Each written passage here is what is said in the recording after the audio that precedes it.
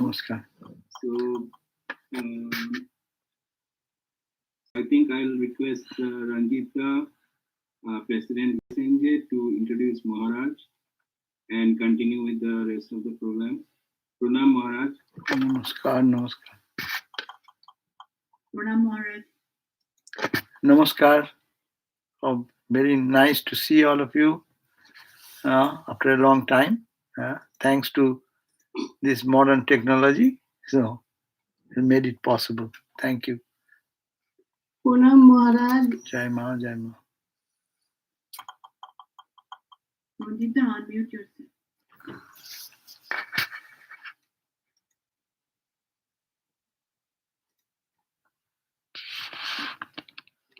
Pranam Maharaj. Namaskar.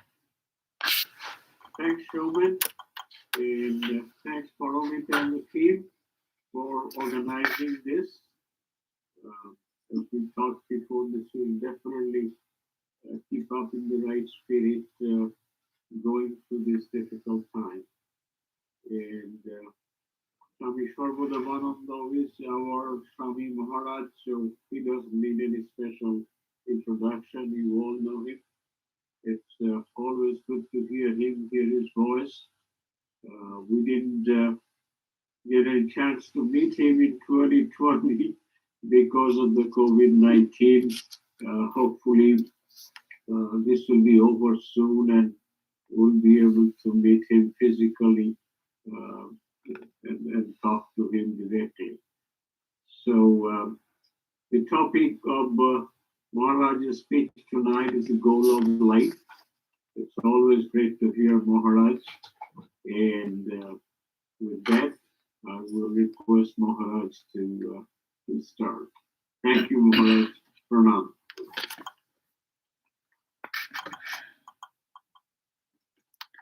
Om Jananing Sharadang Devim Ramakrishnam Jagadgurum Pad Padme Tayo Sritva Pranamami Muhurmuhu.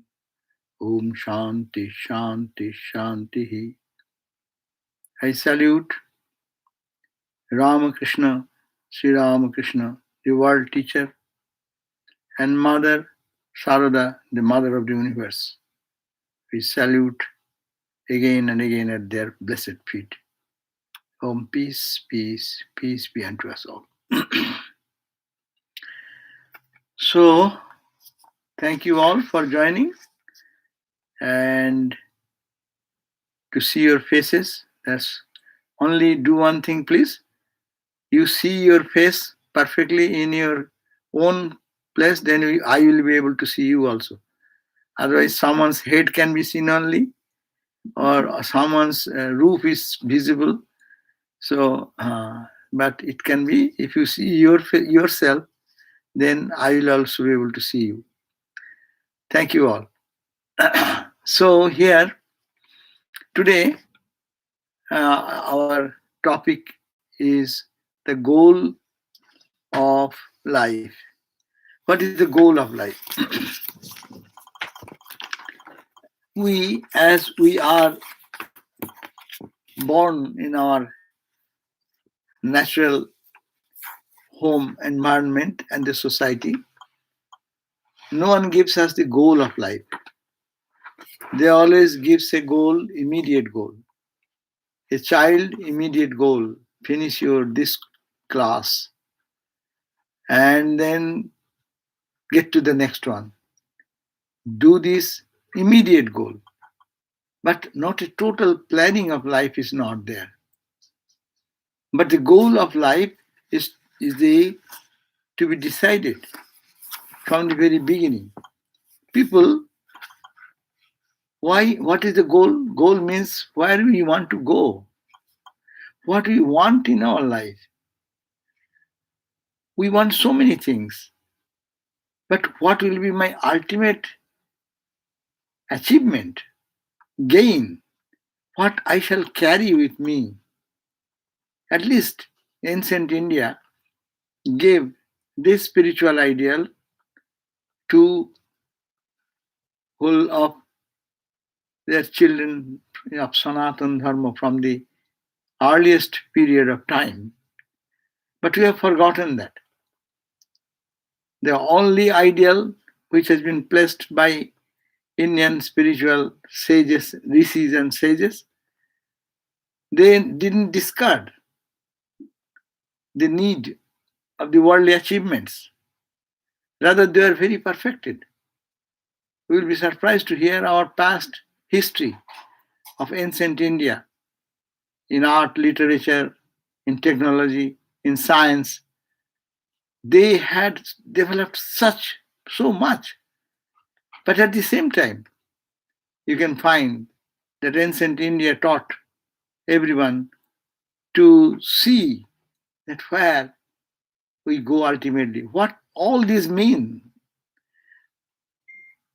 So para and apara vidya, that's why in our scripture they have emphasized very much dve vidye veditavye para chaivo aparacha. Two types of vidya or knowledge. De vidye veditavya, that is to be known, that is to be learned. One, para, first is para. See the values of Indian spirituality. Para, cha evo apara. They could have said the opera first and cha para. The sages are so clear in the finalization of the goal of life. They say that para is the ultimate goal, and that is the purpose of life. And opera cha, and we live in the life. We will have to eat, we will have to earn money, we will have to live, maintain our family and everything. Therefore, we need opera. But this vidya is divided into two categories, into the ultimate goal and the immediate goal. Ultimate goal is to be finalized from the beginning. Why we are born, why we are here, why I am going to school, why did we study, why did we learn so many features of life. Look at everyone's background from our childhood. How much time has been spent in singing, learning singing, dancing, going to this, swimming, doing this.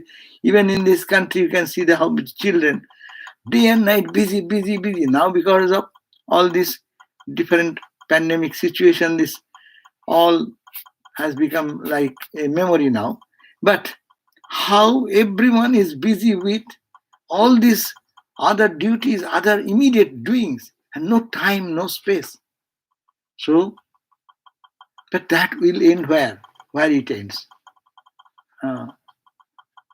Where we'll ultimately, what for we are doing all these things. So the Upanishad says that is for the knowing thyself, knowing our own self, paravidya. Jaya, para is paravidya, defining what is the paravidya. Jaya tad aksharam adhigamyate. Paravidya is that by which that akshar, imperishable, that absolute, that unchanging state is achieved. That is the purpose. All achievements in this life is necessary, and we must have to make effort for that. But that should not be the end of all. So that's why it is the para is the highest, that is the supreme, that is the Satchidananda self, to acquaint with it. And it is here within. We'll have to touch that base. And when we die, now every day we are hearing death here and there. When we die, what we carry with us? All these things which we have learned in this life, at that point, there comes voidness. There comes feeling. What next? What have I done? Where shall I go? So that is the question. What asset I am carrying? How much peace I am containing? How I can face this death, this separation, this bereavement, and how I can remain in my own poise and calmness and serenity. And that is the goal of human life, and that is to be studied and that is to be focused upon. Sri Ramakrishna, in simple language, he said, Bhagavan lav, Ishwar lav, jivaner uddesya. Simple, very simple. The goal of human life is God realization. Then in Vedantic term, it will say, you know thyself. Know thyself. Who are you? Are you this structure of physical bones and place and this eyes and ears and this and that, which is getting transformed every day, changed every day, continuously in the state of flux? Are you that? Question. Who are you? Actually, what is this nityo anityanam chetanas chetananam eko bahunang jabidadhati kaman tamatmasthang yenupashyanti dhiraha tisang shukam shaswati netaresham. There is no happiness for the other people, but excepting those people, he or she who wants to see Nitya, the unchanging eternal here. Among the changes, every moment look at that, body is changing. Shape, size, body, mind, emotions, all are changing.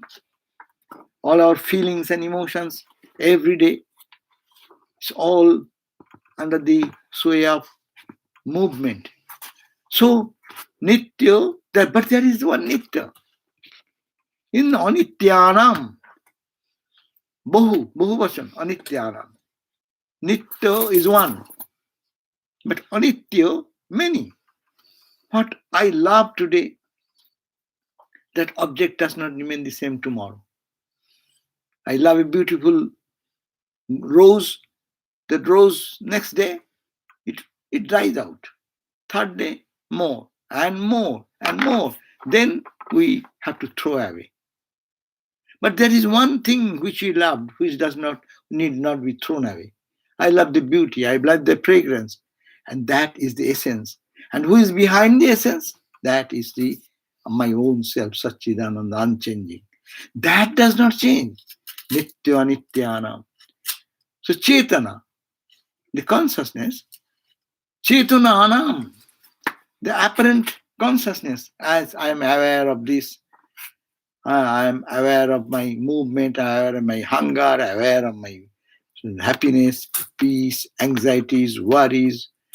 So, through all these things, what is that which is Chetana, real consciousness behind all consciousness?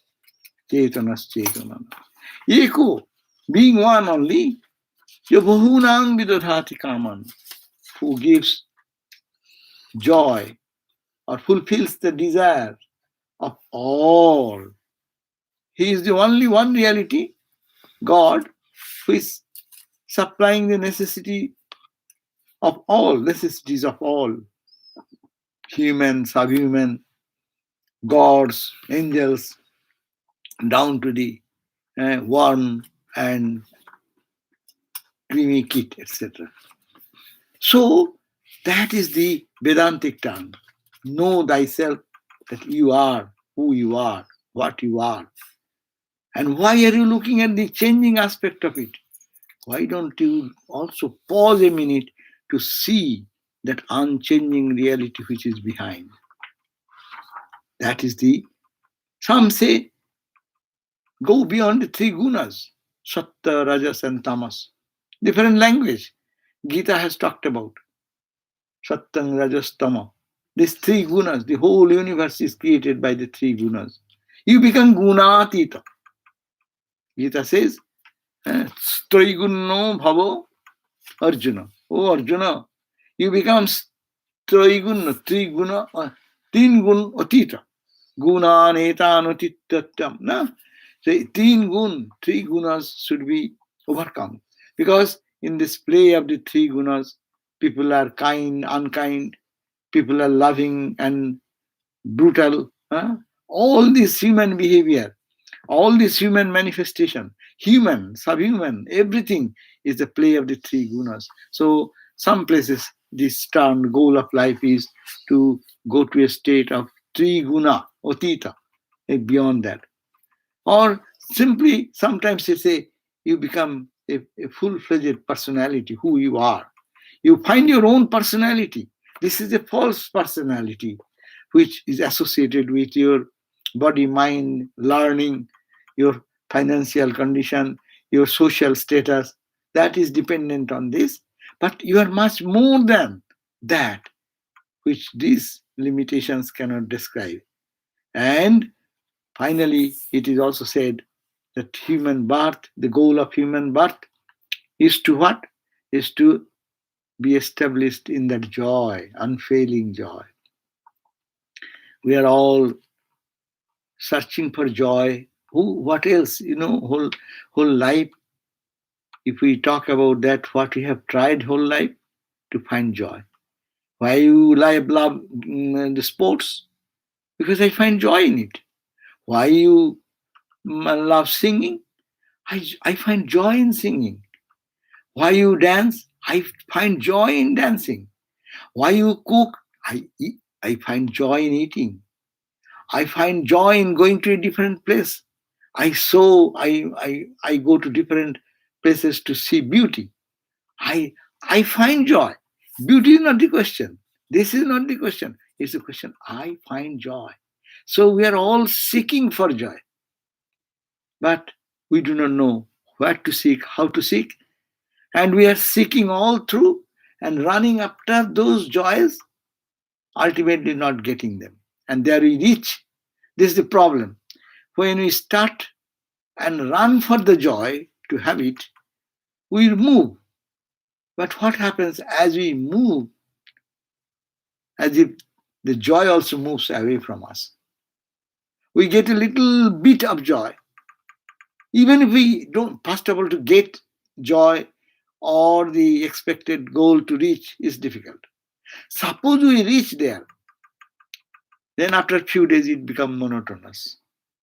We want higher joy.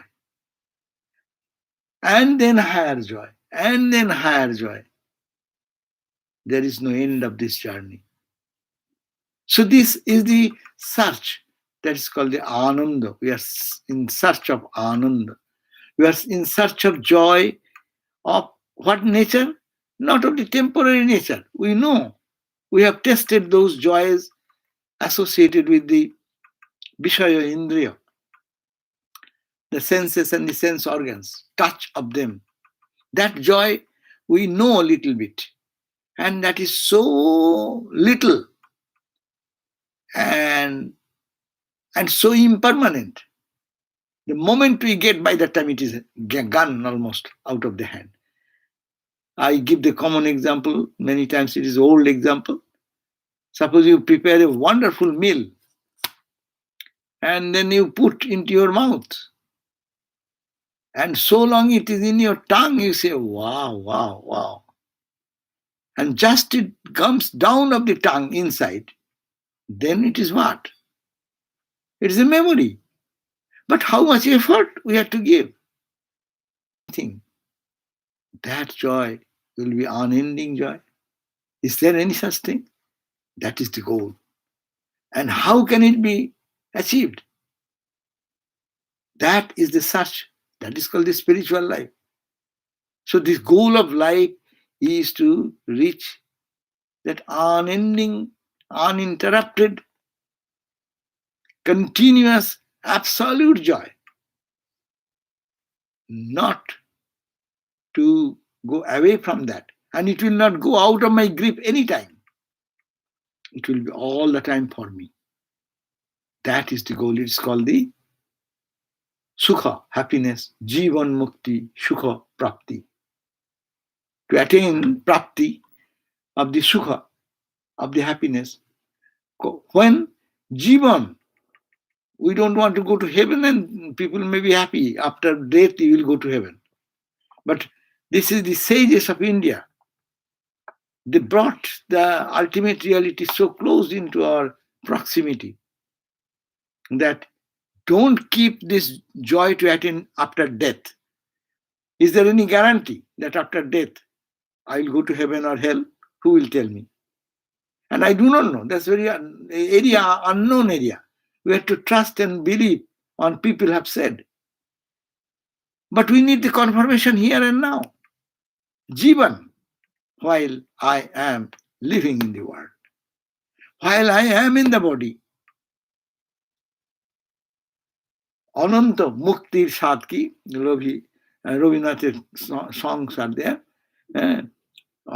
So that infinite liberty, that infinite freedom, infinite joy, that is to be achieved here and now.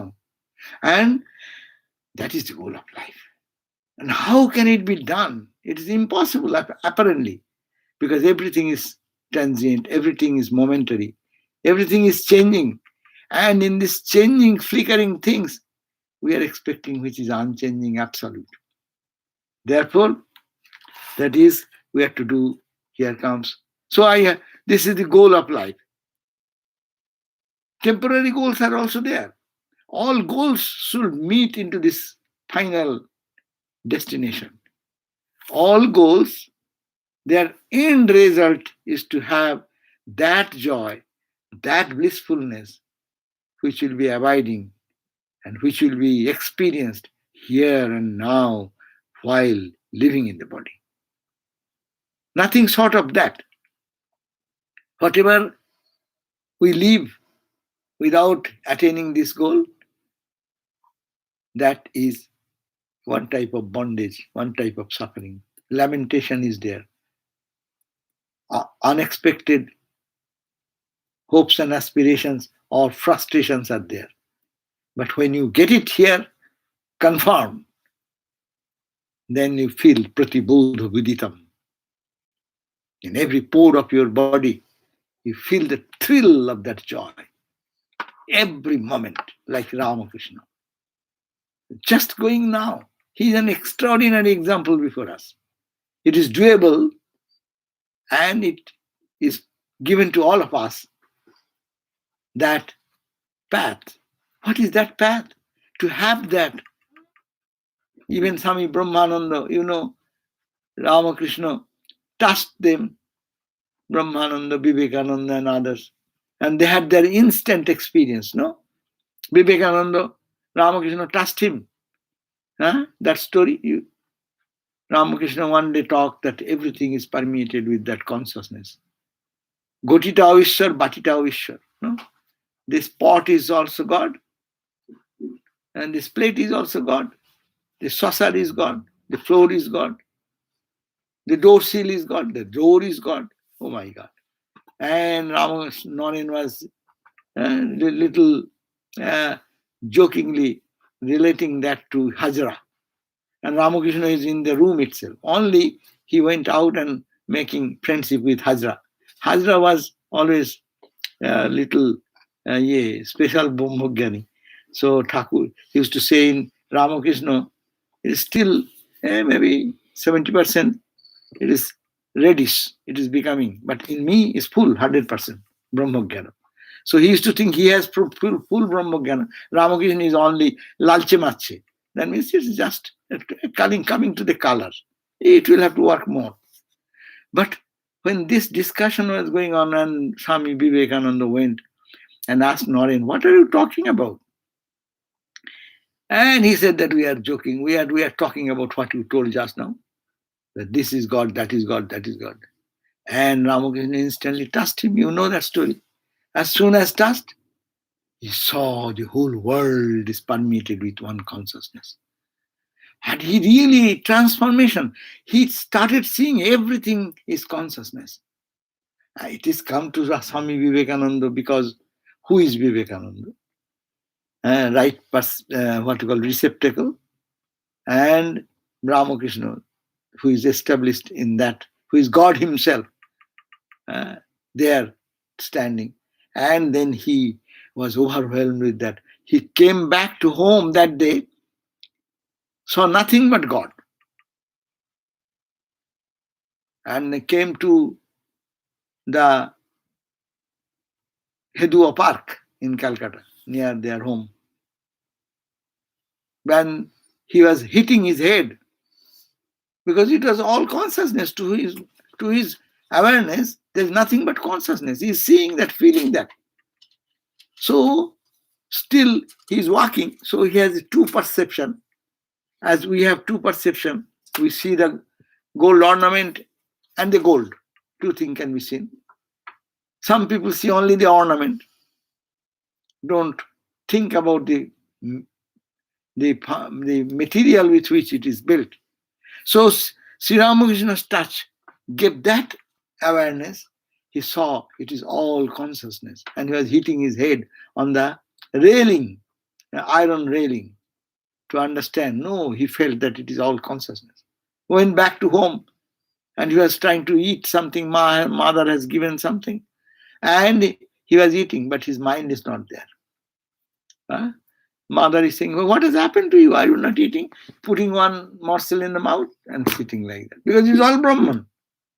So this can be experienced. But look at that. After having this experience, Naren and others did tremendous austerity.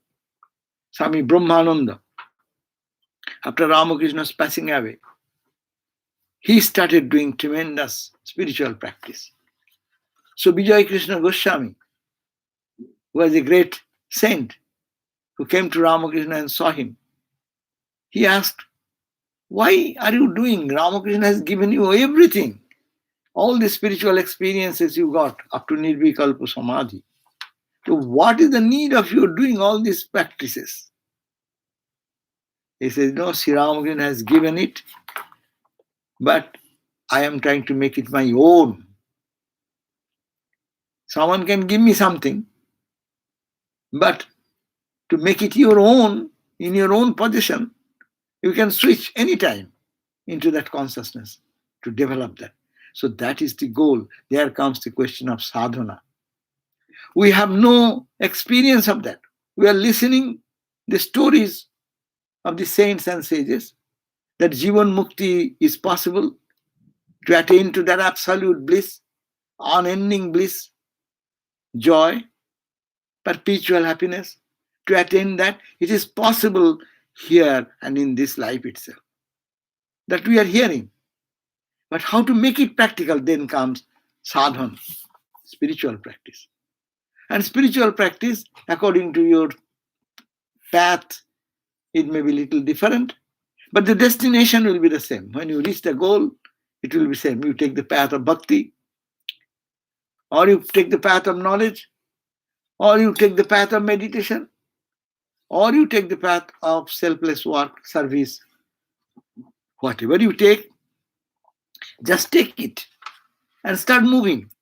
That's why Sri Ramakrishna says in his gospel, towards the beginning, one should be up and doing to practice, and then you need not have to do much effort. And he's giving the example that you are running you are just rowing a boat, and saying that so long there is waves and ripple, much huge torment is there, torrential things are there, and waves are coming, and you have to ride the boat, you have to steer the boat very carefully. When it is moving in the angles of turns, and here you should have to, the whalesman have to hold it very carefully so that it does not hit this and hit that. In life's journey, when we start our spiritual practice, we have not reached the destination, that perfect calmness. Our life is turbulent. It is a turning is there. Sometimes we find no way out. I cannot get out of it. The waves and ripples of worldly storm, one problem after another problem, one situation after another situation, tormenting our journey. And we sometimes get frustrated. Sri Ramakrishna says, there, so long you are going like this, and there is bends in the river, so you have to be careful. And the helmsman should have to be holding the boat very strongly. But as soon as you cross that and you see the open river, just then as a boatman, what he does, he just puts his hand on the rudder and makes a hubble bubble smoke and enjoys. So first we need to do spiritual practice. Here is the problem. We may know the goal, but our effort is not much enough to overcome the hurdles of this duality. We live in duality. We live in our mental emotions, in the mental level. We live in our experience of past sanskaras. But we have to work hard to clean those and till we reach the peaceful state of mind. Ramakrishna, how he was restless for so many years, every day crying, weeping, restless. Ramakrishna said, restlessness is where? Where is restlessness? But restlessness will come when? Also, that is the truth. Why we are not restless for God? We become restless for some other thing sometimes because that is the crisis. That is the need. But why our mind does not go to this highly important attainment of human life is God realization or self-realization or going to the state of guna atita or to become jivan mukta. Why our mind does not turn that direction? That is because the mind is engaged and is happy with other things now. Mind can find 1,000 objects in the material world, and mind being distracted, it tries to find little bit here and there and there and there. It is like, when people say whole day someone is munching and eating something, he says, I don't eat. I have no hunger. Real hunger is not there because the whole day the munching went on. And now something, now something, now something, now something. And there is no hunger for the principal meal. Principal meal is God realization. Why you don't feel attraction for God? Why our mind does not seek for God? Because mind is engaged and mind finds pleasure in having the things which are around. When comes our vairagya, renunciation? Just look at that. When anything of the material world we wanted, but we failed to get it. And it has frustrated me. Then we turn towards the question, why, where? This why, where is the beginning of spirituality. And that comes when we get matured to see that whatever we are getting, it can give me momentary joy, but it cannot satisfy me. That's why even in this higher goal, people don't care to go to heaven.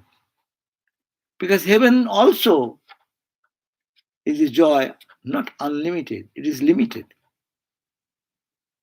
Because there is a reality in the dualistic plane. You are there, your ego is there, your mind may be subtle, not this physical body. In the heaven, you have a subtle body. We all think gods and goddesses. They have some form we find. That form is subtle form. As in our dream, we see so many things. They are real like now? No. But they're the subtle aspect of these. So similarly, if even one goes to heaven, it has its end. Which Nochiketa and Jama, when they talked about. And Nochiketa was allured by Jama. Oh, Nochiketa, why are you asking the higher question? What happens after death and this and that? Those questions, these are true, even the sages and saints and holy people, they get puzzled in this question. So rather you ask other things, material things. Whatever you want in material world, I can give you. Ask me. Bhumir Mahodayatanam. You ask for land and property or kingdom, Mahat Ayatanam. Huge expense. I can give you that. Or wealth, prosperity, what material thing you want, what can give you joy instantly, I can give them. But Nachiketa said, no, sir, I don't want them. Tabo baha, tabo nritya gite. Your nritya, your dance, dancing girls, your Gita, music, celestial bodies, it does not please me. Because he is matured, though he's a small boy, Nachiketa, but he has this real wisdom. He has fixed the goal of life. That's why he came to Guru. That's also another point. To go to a Guru, to ask for this question to the right person. And the right person, after testing us, they can give us the right direction. If Nachiketa was happy with other things, then Guru say, okay, get it now. And after getting that, you go and experience. No? In the Upanishad, there is a story. The gods and demons, they are kings, Indra and Virochana. Both have studied in the Vedic science that if one can attain Brahmajnana, then he will be Ajaro Amaro, Bijaro, Bishoko, Bimritu. He will be beyond Jara, old age, beyond Soka, bereavement, beyond death. So the both of them went. So Guru is like that. He went to the teacher, and as soon as he went, I know that story. Both of them, the Guru first said, okay, what is your question? Oh, sir, we wanted to get that state which is beyond Jara, beyond old age, beyond death, beyond all this suffering and pain. No, is it so? Okay, go, do austerity. You prepare your mind, purify your mind. And then they both went for 33 years. Anyhow, our gurus don't say that go for 33 years. Our life is only 33 years, or somebody die by that time. But anyhow, then he came back, both of them, and then the guru asked,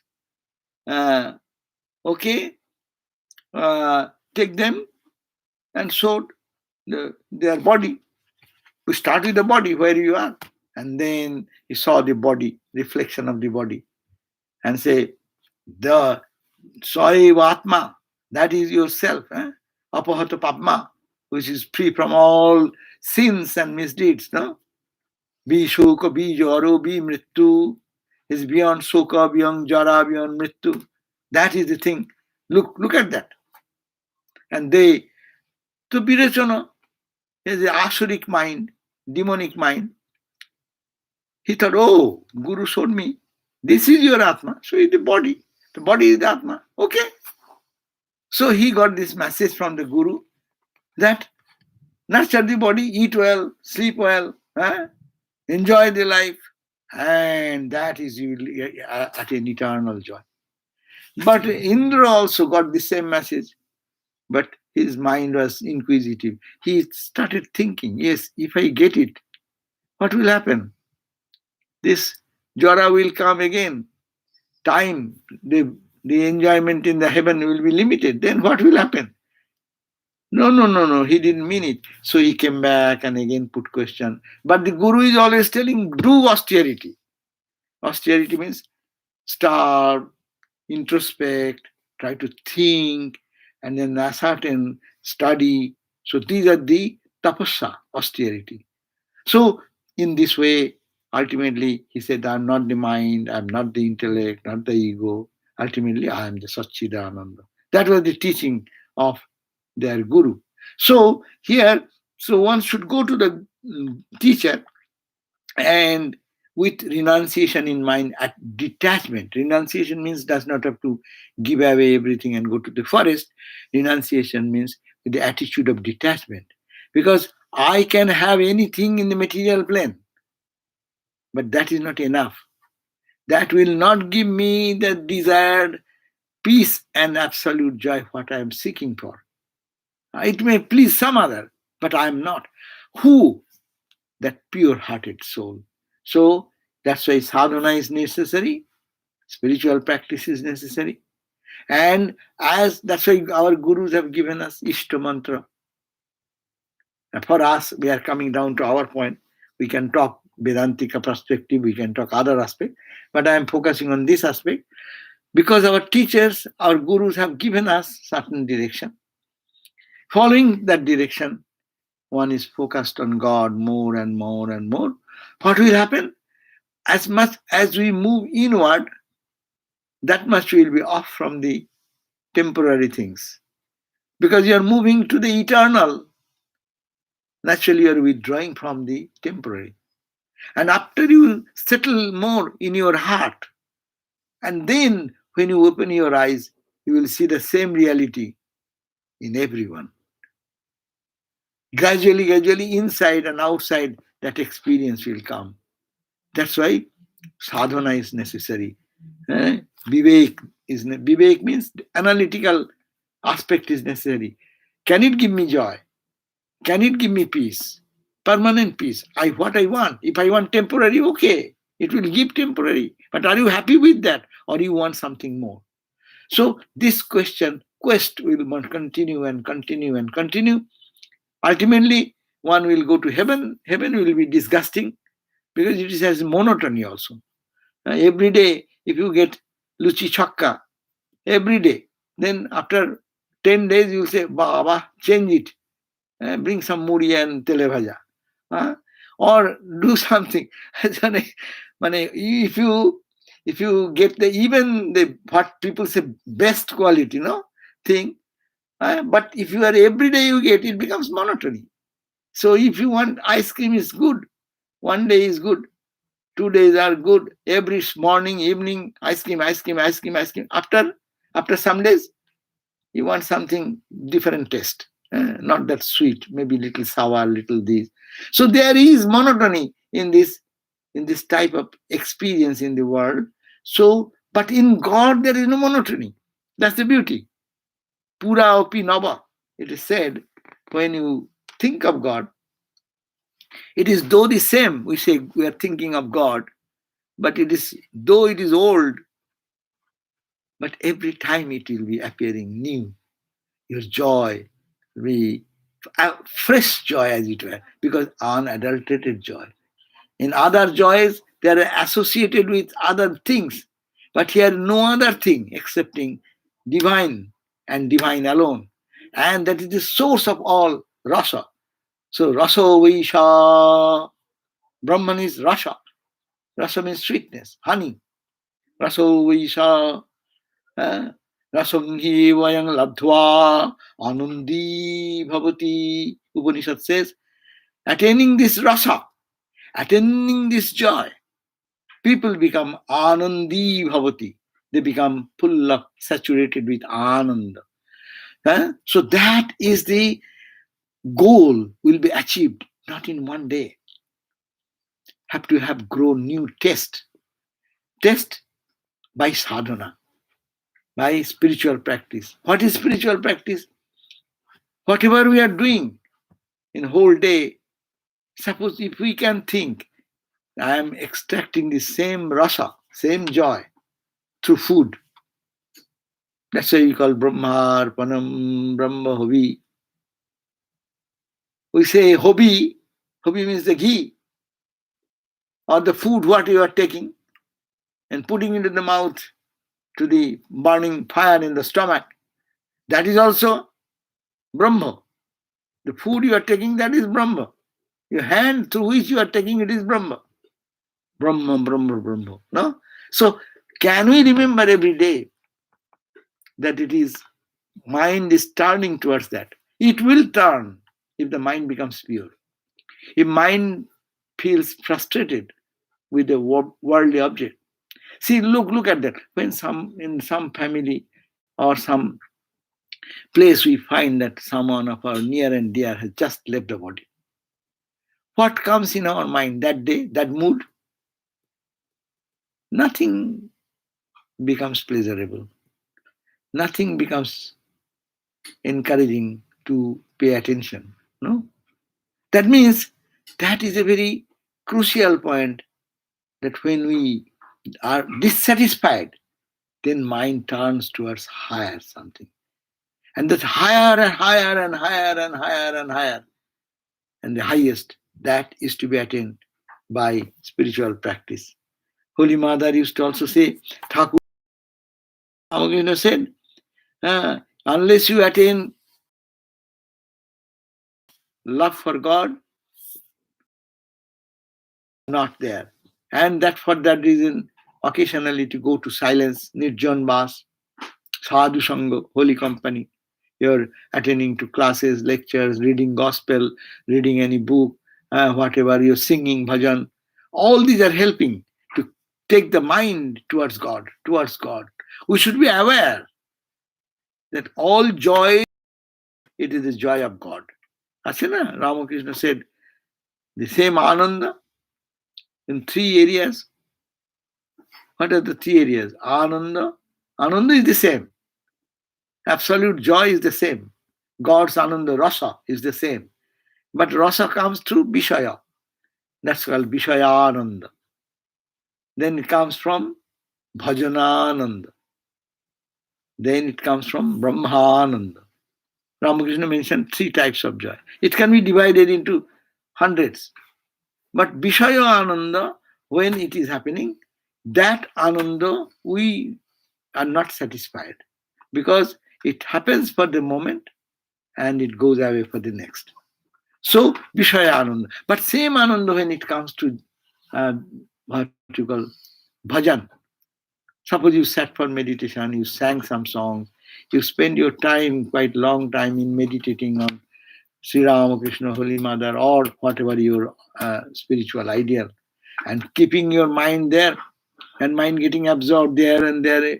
By God's grace, if you get a great joy. That's the bhajana ananda. And that lives with us longer than Vishaya Ananda. Vishaya Ananda sometimes even brings frustration. Why? Frustration, why? I got a good meal today. And if I don't get the same quality of food or thing, even it is good food, but I will be frustrated. Then I'll say, oh my God, this is the cooking. Well, how can I eat like that? That means it is not bad, but the mind is comparing with the happiness of other day, the taste of other day, and comparing today it is so bad. So this is the problem. Vishaya Ananda brings unhappiness. When you enjoy, that may be momentary. As soon as it goes out, then you will lose it. So that is the fault of Vishaya Ananda. Bhajana Ananda is the same Ananda coming due to concentrated focus of the mind in God, in singing songs or chanting mantras or reading some high spiritual text, or going into silence and looking at the calmness and serenity of the nature. Whatever situation can give you, if you follow that, then that lingers long. And this bhajana ananda turns into ananda sarupa. So these are the things Sri Ramakrishna suggested, that we'll have to follow this sadhana to reach that. Holy Mother said, what is the spiritual practice? Mother said, always keep the mind in God. Try to keep the mind in His lotus feet. And also, Holy Mother says, there you should keep a regulated time for your meditation and japa. We may do sometimes that we are busy, we cannot do this, but every day to keep certain fixed time. Every day, according to your whole plan of the day, you should make a routine. Holy Mother said that there should be, it is very essential that you can keep the timing for your meditation and japa regularly. But why? Because you do not know when the perfect moment comes in life. It comes like sweeping a Malaya bridge. Suddenly, you can feel that a breeze has come. You do not know when that precious moment, blessed moment will come in life. That's why Mother says, when that blessed moment will come, it cannot be said before. It comes suddenly. One does not understand that. For that reason, whatever may be the difficulty, we should keep some plan every day for fixed time for spiritual practice and meditation. And also, very mother is very simple. Mother says, whatever you need not have to follow big philosophical analysis. Just he says, whatever you eat at any point of time, before you put in your mouth, just think that you are offering it to the Lord, and then you are taking the prasad. Bring that awareness, God, in any way, even in eating, even it's walking, uh, doing any work. I'm doing, oh Mother, I'm doing for you. Oh Lord, I'm doing for you. So how we can make our mind aware, that is a sadhana. And sadhana, Swamiji has said so many things, that each soul is potentially divine. The goal is to manifest this divinity within by controlling nature, internal and external. By do this by work or worship or one, or philosophy, or by one or all of this, and be free. This is the whole of religion. So that Swamiji also said that way. Also, he suggested that in this bhakti yoga, in this Kali Yuga, bhakti, upasana, the practice of bhakti is a good choice. So, whatever we do, we have to keep a very regulated life, but we have to keep some special time. But if we cannot, we should not be thinking that only spiritual practice is in the shrine room. When you go to your personal shrine room, that is your spiritual. No. How you can bring that spirituality in your day-to-day action, in whatever you are doing, as if you are doing for Him. It is His house, it is His people, you are cooking for Him only, you are cleaning for Him only. So bringing this awareness is sadhana. Sadhana not only means that only japa, and japa can be done, but japa and dhyana will be much important. Some period of time should be there to really focus in God and God alone, as Guru has guided us, and to focus there and forget. Let us forget for some moment the whole world. Let the world go. Let God and me, let that be a connection there. So this type of practice is necessary. Of course, you should have to keep a very good health. That care should be taken. And regularly reading of the scriptures, reading of the modern scriptures are very easy. You can read Ramakrishna Vivekananda literature, so much full of spirit. You read Mahapurush Maharaj, his experiences, talks. You go to Swami Premananda, you go to Swami Birajananda, Brahmananda. Just simple messages, simple things. It takes your heart and always reminds you and all of us about how to live a life, how to think of God. And then always to and as I said, at the end we should have to do that, how we can every day make a plan that getting this human birth, I don't make a wastage of this. No, Shankaracharya says, Durlavam trayameva etat devanugraha hetukam manushattang mumukshattam mahapurusha samasraya. No, Durlavam. It is very rare to have a human birth.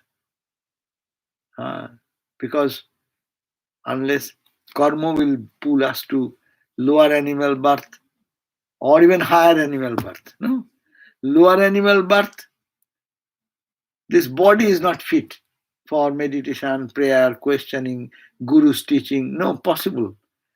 In a cat body, dog body, or in rat body or squirrel body, they're good. bird body, but there's no chance as in the human body. We can go to a guru, we can ask the question, we can learn something from them, we can practice. This is this. That's why Manushyatam. Mumukshattam, then among millions and billions of people, the Ichcha, Mukti Ichcha, that's the subject we started. Goal of life is Mukti Ichcha, Mumukshattam. That is next rare quality. Having a human body, if those who have the Mumuksha, we are all here, we have our desire to be liberated. That's why we are spending time, Mumukshattam. And then we have already got some of our life has given something, Mahapurusha Samasraya, at the feet of taking refuge at the feet of the great Mahapurusha, great soul, like Ramakrishna, Rama, Krishna, Buddha, Chaitanya, whatever, Ma Kali. So they say taking refuge and getting there at the feet of Guru. No? So Manushyattang, Mumukshattang, and Mahapurusha Samasraya. These three things, Durlabham, Trayame Vetat, Deva Anugraha Hetukam, by the grace of Devata, by the grace of God only, this rare privilege is gone. So we are privileged to have all the three. We have a Manushya body, Manushyattang, then we know that we are not satisfied here, we want to know what is our real life. Mumukshatva, we have the ichcha, desire to mukti, to liberation has dawned in our heart. And Mahapurusha Samasraya, we are getting the holy company by God's grace, we are getting all this. So this is utilizing this and making it successful in life as to realize our real nature or Bhagavan love or Ishwar darshan, whatever may be the language, to reach that Jivan Mukti state of real peace, real joy, real blessedness. No? That should be our attempt to reach this goal. The goal and to reach this goal. So, what else? We will have to make effort. Sri Ramakrishna, from anyone in the spiritual life, we find that the same question has been placed again and again, only by sadhana. See, if we pay attention to the landing of the space in the Mars, no? If we look at that, how much effort was there? How much dedication was there? And some look at the athletes, Olympic athletes, how many hours they work. Look at the musicians, those who have become successful. How many hours they do rewaj. So any field, how much dedication is necessary? Even that is physical, it can be seen, open with open eyes, or it is some material aspect. But Brahman, God, is invisible. To achieve that, we should have to have much more sadhana, spiritual practice. So God bless us with this sadhana. And we end here. Okay? So now we'll go for the question answer. Already I got one from Dilip Gorai, that his question came. So I am going to answer that question. Is okay? Yes, ma'am. Yes. He says, my goal of life is to attain moksha. We had discussed about that. Climbing the stairs step by step, depending on my karma in this life and future lives. It may be in one life or not in another life. I know it may take several cycles of birth and death. It may, or it may not. Who knows? It may be fortunate by God's grace. It can happen now. Who knows? This within half an hour it may happen. We should be ready for that. No, we should be yearning for that, and we should keep our mind aware. This, yes, think of God, think of God, think of. Hey, Holy Mother said, you do not know when the blessed moment will come. So we should be. ওই যে রবীন্দ্রনাথ ঠাকুর song, যদি এ আমার হৃদয় দুয়ার বন্ধ রহে গো কভু, দ্বার ভেঙে তুমি এসো মোর প্রাণে ফিরিয়া যেও না কবু। Hey, that's one. We should be open. God sometimes come and he saws that our gate is closed, door is locked. So he turns back. Poor guy comes and goes back. So no, don't allow that. Let the heart be open. So it may happen in this life, but you are correct. It may be take some more lives to after somebody dies. Now is the question. After somebody dies, we always send condolences to the bereaved family and pray for his soul to rest in peace. Okay, his soul to rest in peace. Okay. Now, according to Bhagavad Gita, the soul is pure, is it not? Soul is pure. As we say, Atma is pure. Departs the human body at death and goes to another human body, which is already selected by the Paramatma, Supreme God, according to karma of the last life. I am confused. When we say the soul be rest in peace, we are saying, at the same time, we are saying he is being born in another body. Got the point? We are in confusion here. Anyone dies, we say, oh, God, let him rest in peace. Okay. Are you are saying rest in peace? And Gita says, no, no, no. After that, he will be born in another body. How he will rest if he moves like that? It's confusion. But here we have to understand, Atma, this word Atman has many meanings. Atman, when associated with the Deha, this is the Dehatma. When I get associated with my dream body, that is called the Sukshma Atma. Sukshma Deho, Sukshma Atma.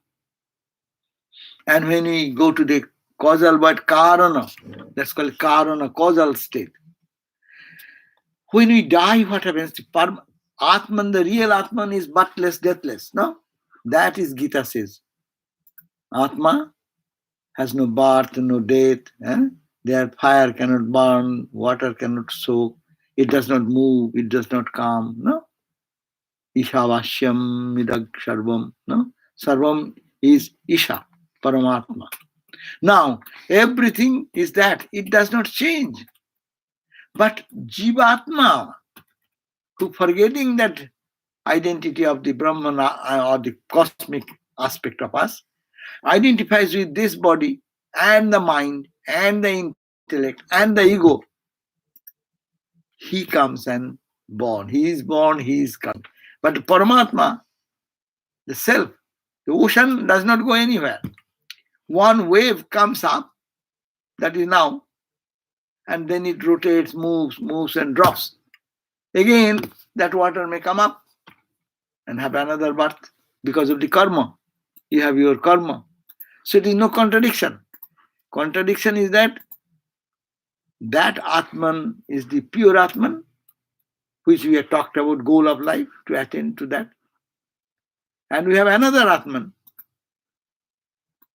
When we are dreaming, suppose just consider yourself, when you dream, what happens? This body remains in the bed. It is like a dead body. You don't have any awareness this body is there or not. So after death also, this body remains here. The person who is dreaming, as in the dream time, I don't have any identification with this body, whether it is breathing or a mosquito is biting. I have no awareness of that. But I am in the subtle body. That subtle body, which is the dream body, after death is a temporary disassociation. Every night we go to bed, the body remains in the bed. I get disconnected with that. I live in the dream or in the deep sleep. Similarly, after death, we disconnect with this body permanently. But we remain in the subtle body. And that subtle body, according to its desire, according to its need, it moves from one body to the other body, to the other body, again and again, till that soul finds that there is nothing in this world but to go back to my home. when he thinks that this body to be reborn again does not give me satisfaction. When that knowledge comes, then he is, as we say, he's progressing towards the moksha, mukti, liberation, the goal. And as becoming closer, he gets detached with this physical body, mental body, emotional body, ego body. When all are gone, then you remain Atman, that unchanging. We go back to our own self. Now we have forgotten our own self and we are thinking this is myself. And in the dream time, I forget this body. And that body, dream body, is my body. So after death, we live in the dream body. That's called the Sukshma Sarir. And there, that has to take birth because that's some desire. Some soul, those who have no desire after death, they will not be born. They will be perfectly peaceful in their own divine experience. So, understand this. Atman has meaning. One is the Shuddha Atma, unchanging, pure, stainless, which is full of bliss and rasa, joy, absolute joy. It does not come and go. Even now it does not go anywhere. But I have forgotten that. I have become a ripple or wave in the world, on the ocean of my real divine nature. And that is now talking. When it goes out of it, it goes to the another stage, subtle body. And from subtle body to causal body to bomb. 3 stage. Physical body is a stool deha, it's called stool dehatma. That is the manatma in the mental level. In our dream world is mental world. Our heaven and hell all are in mental world. This body does not go there, but in even nighttime dream you can go to heaven. Or you can feel some extreme pain and suffering in the subtle body. Physical body is perfectly okay. Physical body is, you have ate well and you have good rest. But the mental body, you are hungry. In the dream you are hungry and you are running for where is food, where is food.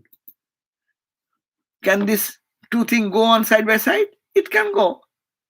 Therefore, that body, which is subtle body, our dream body, having 17 limbs we call. What are the 17 limbs? Mana, buddhi, mind and intellect. And 3 times 5. 3 times 5. Now think what you see in your dream about yourself. You have your eyes. Certainly in the dream you have your eyes, is it not? The dream body, don't you have your eyes, hand, feet? You have. Therefore 5 organs of action is there. 5 organs of perception is there. Got it, Naki? Are you understanding this point? Very, I should see your head nodding. Are you getting it? 5 organs of perception. Eyes we have in the dream, we also see. We also hear somebody telling something. I also sip a glass of water. No? And also I feel the thirst. So 5 sense organs are there for perception. Eyes, ear, nose, chakshu, karna, nasika, jiva, talk. And 5 organs of action. I have my hand, feet, etc. There also. Not this. This is in the bed. Parallelly, there is subtle part of it, as it were. There, that's why 5, 5, 10. And you have also 5 elements. These also you breathe air. Now we are breathing here. But when you go to dream, you forget this body. This body is dreaming like breathing and doing whatever that. But you dream in your dream body. Is you not? In the dream body, sometimes you don't feel suffocated. You feel. That means there are 5 elements. Khiti, Op, Tej, Marud, Bomb. Air, water, space, fire, and earth. These all the elements same. So these 3 into 5 called 15, and man, buddhi, mind and intellect, including ego and other things also. These are called the 3 into 5, 15 plus 2. These 17 items make your subtle body. This subtle body goes from one body to another body to another body. Again enters into another mother and father, and then is born in that family. Because the desire is there in the subtle body. All desires are in our mind. No. We have past impression. Thousands of desires are there. So that desires, that's why spiritual life is don't desire. Desire God only. If you desire in God only, then you are not to come, not to go anywhere. So this is the thing. Physical body only changes, and the physical body is left, but subtle body remains unless we realize God. So till then, the body will have to be in another room, another place, another body, till you reach a holy body. We call the yogi's body. You are born from the early days in a family. Your good karma. Your parents are very devoted. They spend their time in meditation, prayer, and this. A baby is born in that environment. Even in the mother's womb, they are seeing the songs, very calming, soothing things, and the baby is getting all the nurturing. Upanishad chanting is going on from the childhood. In the baby in the womb, mom and dad are chanting. So their good karma, the soul, has born there in their family. And our spiritual life starts at the age of 20, 30, 40, or 50. This baby is so fortunate because of his past good karma. He, from the very beginning in the mother's womb, is listening the Vedas and Upanishads and chanting of the Vishnu Sahasranama, this or that. So you see how good karma has taken him there. And when he is born, immediately he's meditating with his mom and meditate. So the spiritual life is intensified there. Maybe that is their last birth. They have come and then finishing, knowing their own self, never to come back again and to be in the joy. Okay? So that was the question with me. I think that as much as I understand, I have tried to say. Now, if you have any other question.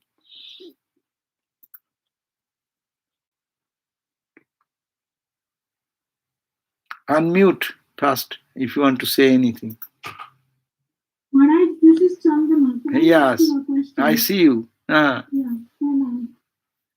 this restlessness and yearning that you talked about, that is so much needed, does that come with effort or austerity, or is it spontaneous, given by God?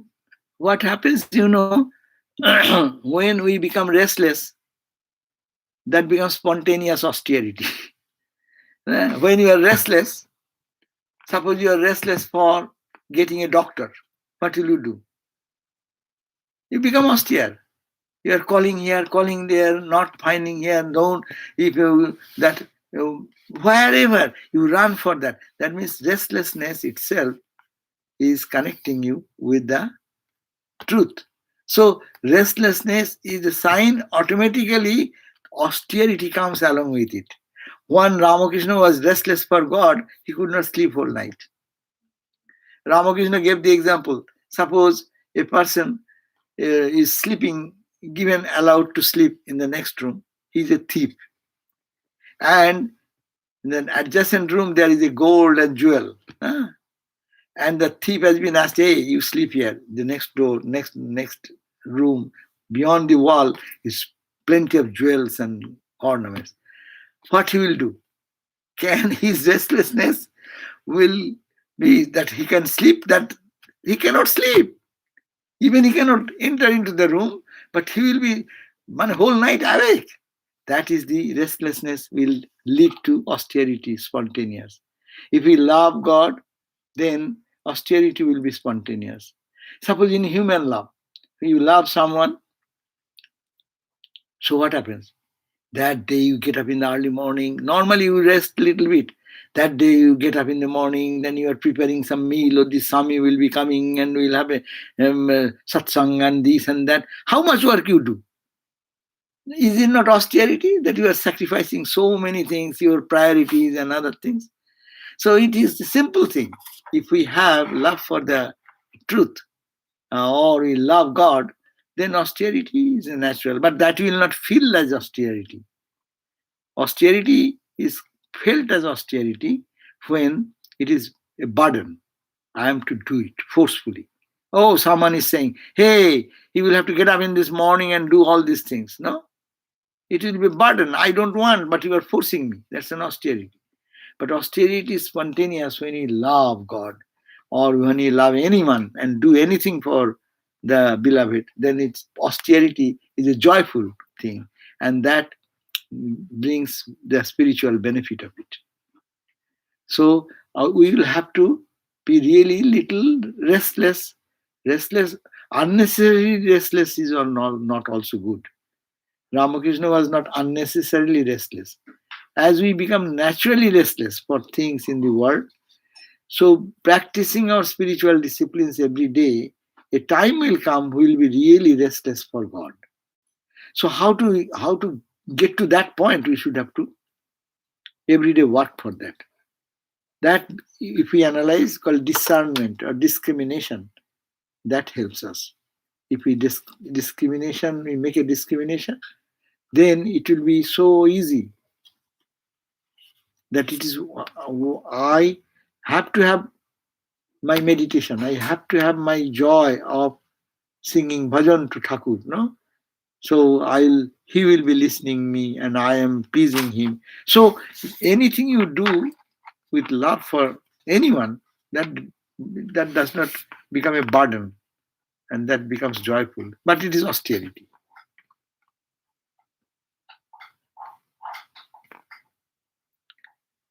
Thank you. Jai Ma. Anything?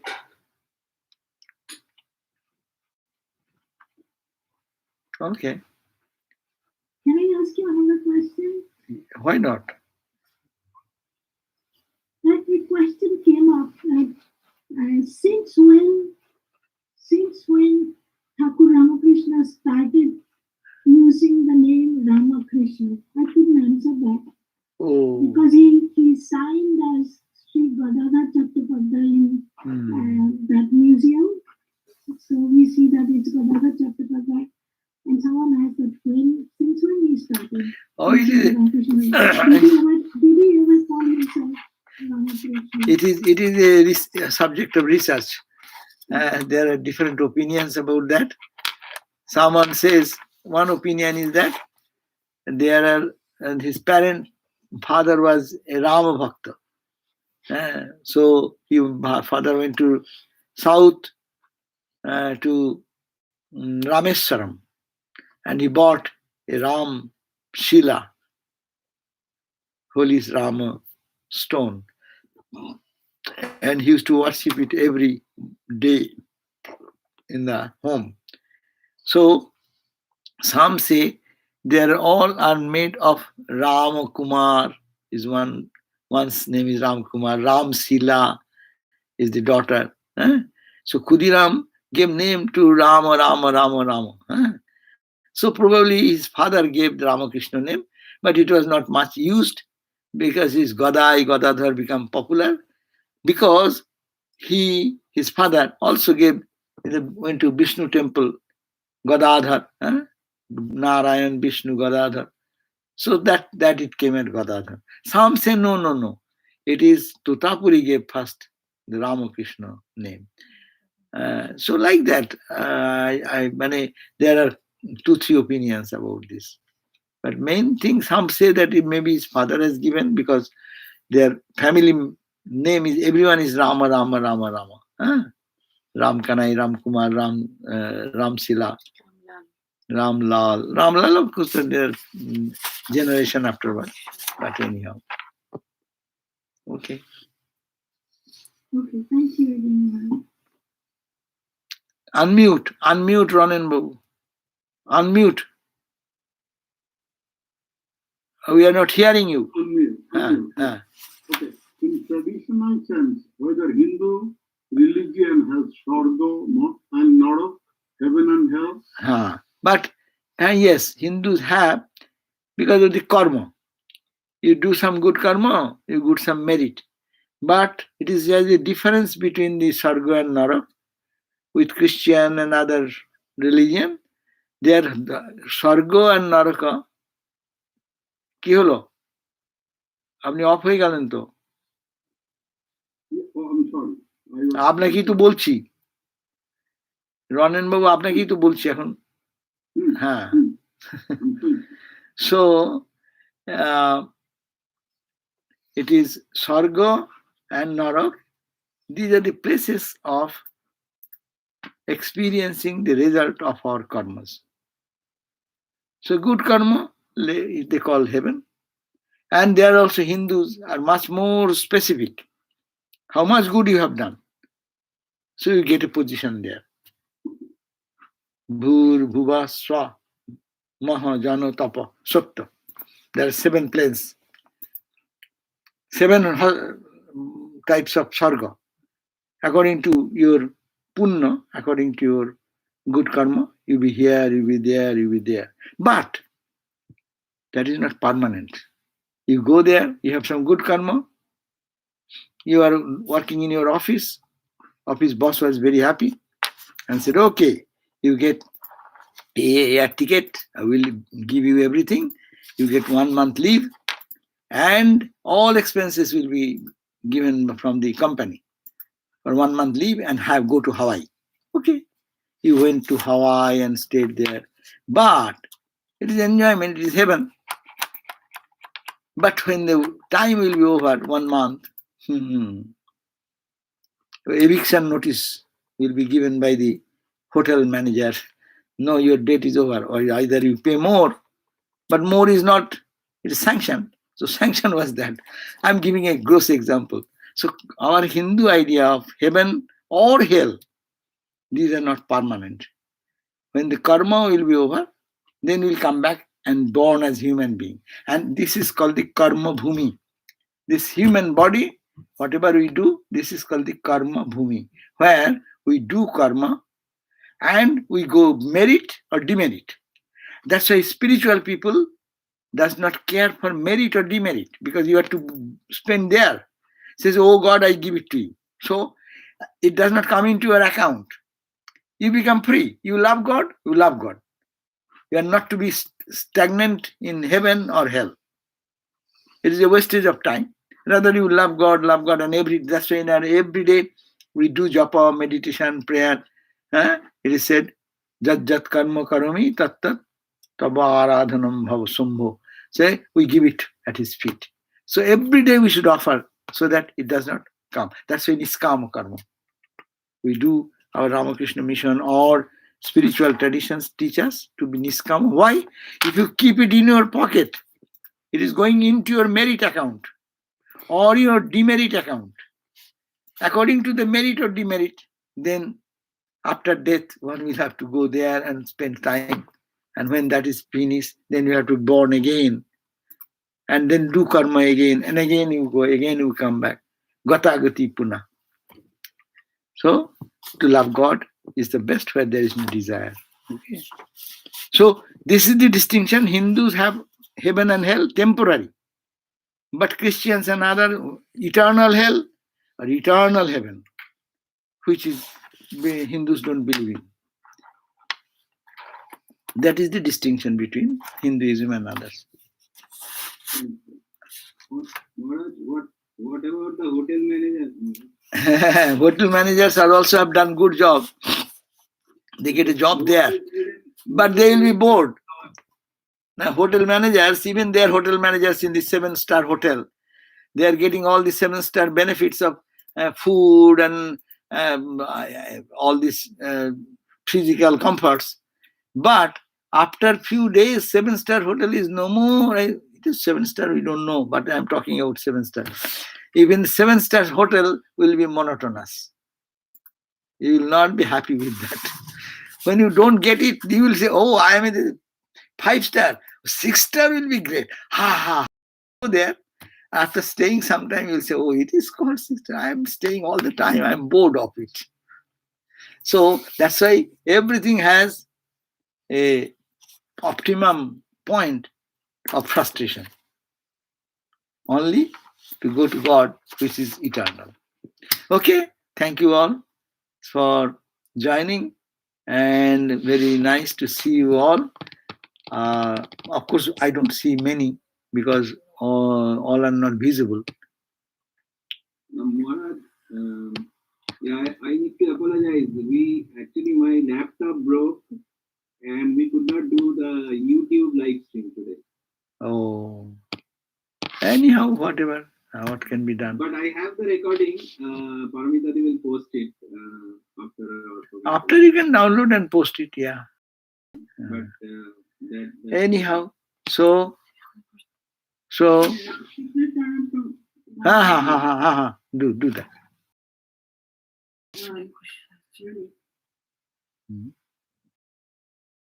Krishna Sharanam, Ram Krishna Sharanam, Ram Krishna Sharanam, Sharanam Jai Ram Krishna Sharanam, Ram Krishna Sharanam, Ram Krishna Sharanam, Sharanam Prabhu Kripa Hi Kevalam, Kripa Hi Kevalam, Kripa Hi Kevalam, Sharanam प्रभु कृपा ही केवलम कृपा ही केवलम कृपा ही केवलम शरणं जय जय राम कृष्ण शरणं राम कृष्ण शरणं राम कृष्ण शरणं शरणं जय जय राम कृष्ण शरणं राम कृष्ण शरणं राम कृष्ण शरणं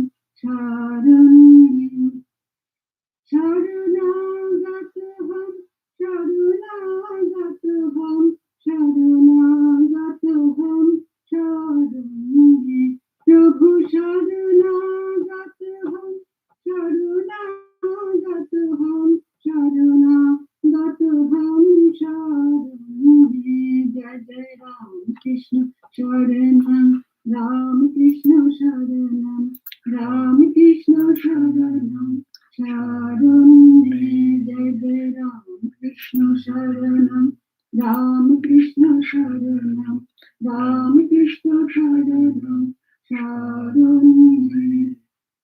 Namo Shri Gurave, Namo Shri Gurave, Namo Shri Gurave, Namo Namo. Namo Shri Gurave, Namo Shri Gurave, Namo Shri Gurave, Namo Namo. Jai Jai Ram Krishna Sharanam, Ram Krishna Sharanam, Ram Krishna Sharanam, Sharanam. Jai Jai Ram Krishna Sharanam, Ram Krishna Sharanam, Ram Krishna Sharanam, Sharanam. Ram Krishna, Jaya Jaya Ram Krishna, Ram Krishna, Jaya Jaya Ram Krishna, Ram Krishna, Jaya Jaya Ram Krishna, Ram Krishna, Jaya Jaya Ram Krishna, Ram Krishna, Jaya Jaya Ram Krishna, Ram Krishna,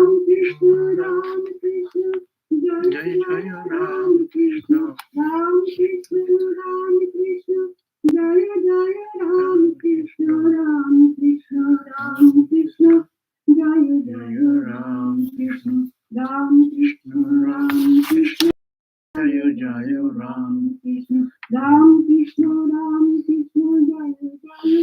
Krishna, Ram Krishna, Jaya Jaya Ram Krishna, Ram Krishna, Jaya Jaya Ram Krishna, Ram Krishna, Jaya Jaya Ram Krishna, Ram Krishna, Jaya Jaya Ram Krishna, Ram Krishna, Jaya Jaya Ram Krishna, Ram Krishna, Jaya Jaya Ram Krishna, Ram Krishna, Jaya Jaya Ram Krishna, Ram Krishna, Jaya Jaya ওই Ram দুটোই এখানে না, Ram ওইখানে দুটোই Krishna তাই। Sharanam, Ram Krishna Sharanam, Ram Krishna Sharanam, Sharanam, Ram Krishna Sharanam, Ram Sharanam, Ram Krishna Sharanam, Sharanam, Ram Krishna Sharanam,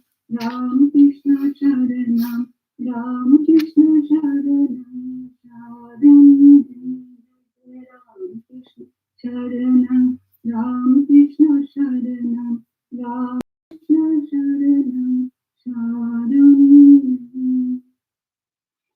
Okay, so we have before we conclude, there is two questions have come from other corner.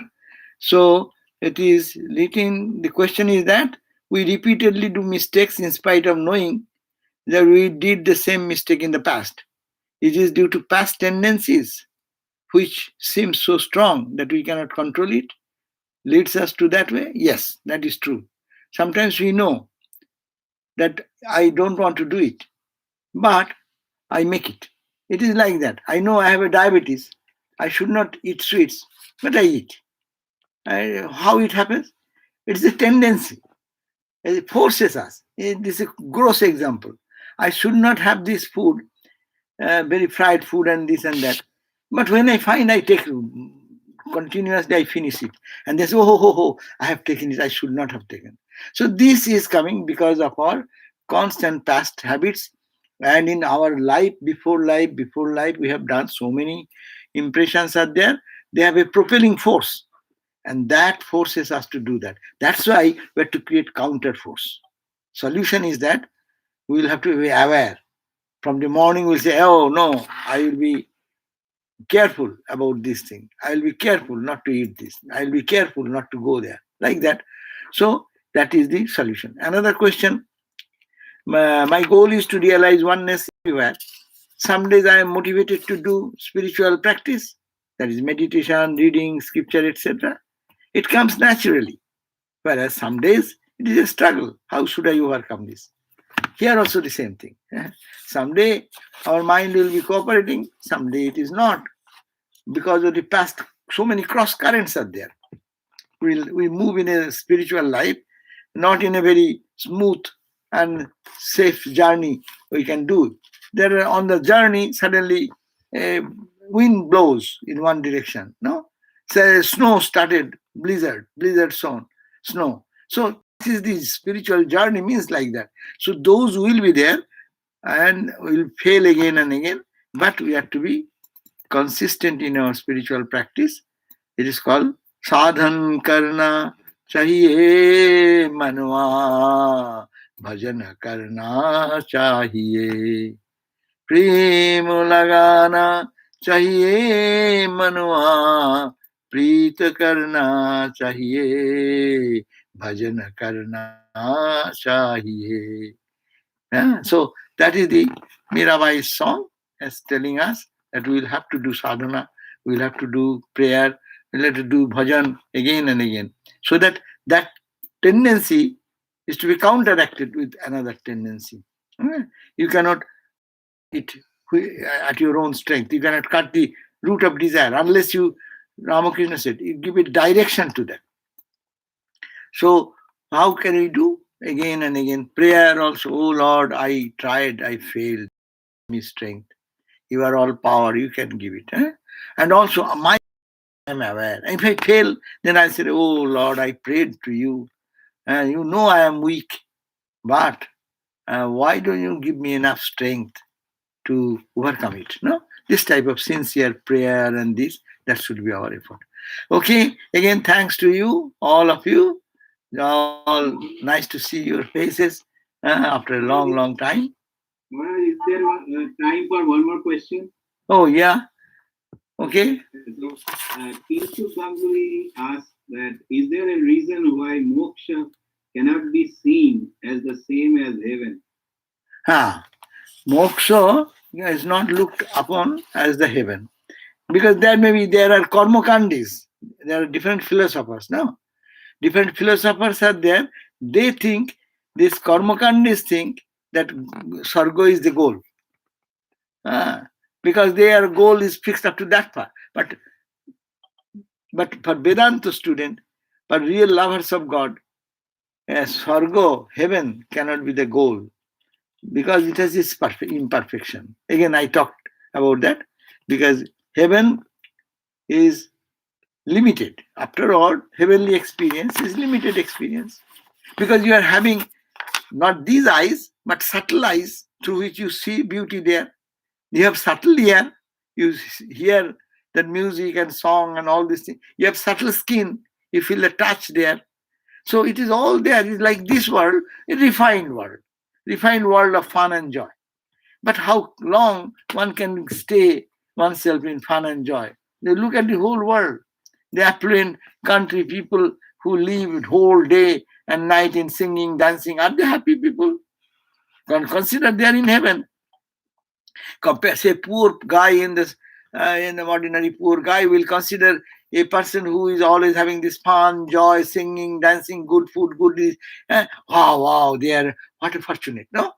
But these people who are in that situation, do they think they are fortunate? This monotony. It is one day. It is limited. Anything. Jat bhumatu eva vijigyasasya. Our scripture is clear on this point. Unless you reach bhuma, the unlimited, the absolute, then you cannot get satisfaction. Bhumatu evam vijigyasasya. Jad alpam tad martam. Whatever you get, limited. Anything you get limited, it is, you have to subject to lose it, subject to suffer. But no, if you reach that bhuma is infinite. So what to lose? In infinite there is no loss. Tomaro ashime pranomanaloe jatudure ami nai. কোথাও দুঃখ, কোথাও মৃত্যু, কোথাও বিচ্ছেদ নাই. So there is no বিচ্ছেদ. In limitation there is বিচ্ছেদ. But in infinite where is বিচ্ছেদ? Because that is the only one reality. হে পূর্ণ তব চরণেরও কাছে যাহা কিছু সব আছে আছে আছে, নাই নাই ভাবছে শুধু আমারই। আমি অল্প নিয়ে থাকি তো, সে না আমার কাছে ওইটা চলে গেল। আরে যাবে কোথায়? যাবার, there is no place to go. There's only one absolute truth is there, that is the bhuma. That's why Upanishad bhuma tu eva vijigyasasya. Sargo na, narok na. I don't care for sargo, neither narok. It may be transitional journey, no? You are going to some place, you may halt. Night journey, roadside inn. In a long trip, what do? You drive whole day and then you stop over somewhere. According to your cash money or your wealth, you can go to 5-star hotel or you can get a roadside inn, which is $60 night, that room, and you go 5,000 rupees, $5,000 room also you can enjoy. So this is journey, but that is not the end. So bhuma. Analpe sukhamasti. There is no happiness in alpo. And alpo loiya thaki. We live in alpo. Taha jai, tai jaha jai, taha mor jai. Amar jai chole jai. Chole jabar kichu nei. There is nothing to go. Because in that absolute sense, that is only one. So that is the highest idea of our spiritual life. No? Okay? So? Shall we close with Shanti mantra? Okay. Om Shanti, Shanti, Shantihi, Harihi Om Tat Sat, Sri Ram Krishnarpanamastu.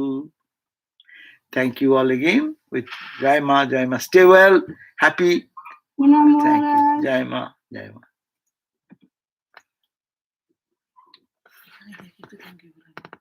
Thank you all also. Here, you are so many of you are here. Thank you for attending